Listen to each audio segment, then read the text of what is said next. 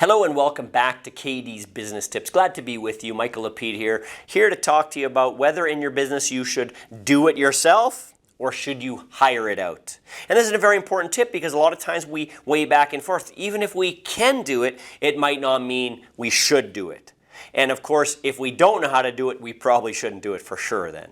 Okay? So many times, businesses are started by one person. That's very normal and they do almost everything, but over time that has to change. And to be honest with you, that's not the best way anyway to start your business. You should always start your business with the help of family, friends, associates, strategic advisors, which we'll talk about later.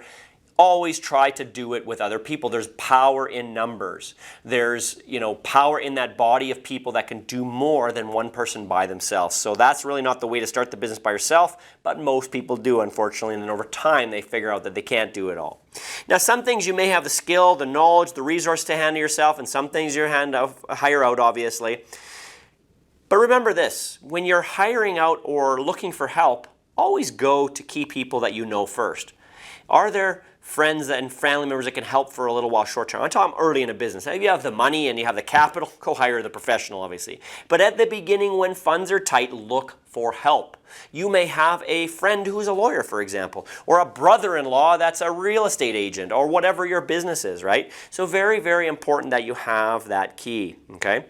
Now, when you're contracting these things out, obviously you want to make sure you have legitimate contracts. So whenever you hire someone out, there should be a very good contracting, spelling everything out, detailing out what they're going to do, when they start, when it finishes, and so forth. Always, always, always put things in writing, okay?